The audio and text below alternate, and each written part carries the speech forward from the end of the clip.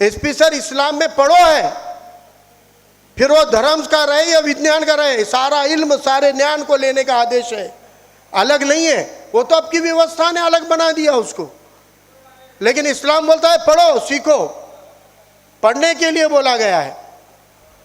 तो फिर बोले कि व्यवहार पुरुष को करना है, तो पैगंबर साहब के पास परिवार आए, बोले नबी साहब हम पालन पोषण करके बच्चों को, सबको 4 बच्चे उनको पढ़ा नहीं पा रहे हैं, मेरे को 2 लड़के 2 लड़की है, लड़कों को व्यवहार करना है, हम चाहते हैं कि लड़कों को पढ़ाएं और लड़कियों को घर में रखें। तब पैगंबर साहब ने कहा गलत, अगर आपके पास में धन साटा कम है पढ़ाने के लिए तो आप 2 टाइम खाने के बजाय 1 वक्त खाना खाओ, 1 वक्त के खाने को 2 हिस्सों में बांटकर 2 बार खाओ, आधा आधा, लेकिन खाना कम खाओ, लेकिन अपने बच्चों को पढ़ाओ, खाने से ज़्यादा पढ़ाना ज़रूरी है।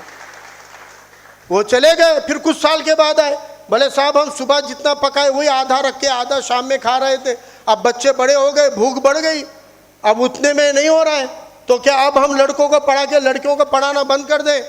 तब पैगंबर साहब ने कहा कि अगर तुम किसी 2 को पढ़ा सकते हो तो वो 2 लड़कों की बजाय 2 लड़कियों को पढ़ाओ। लड़का व्यवहार में आने के बाद सीख लेगा, लेकिन जब एक लड़की पढ़ती है तो 2 परिवार पढ़ते हैं। ये पैगंबर साहब की सीख रही है। शिक्षण का अधिकार, एजुकेशन का अधिकार दिया गया।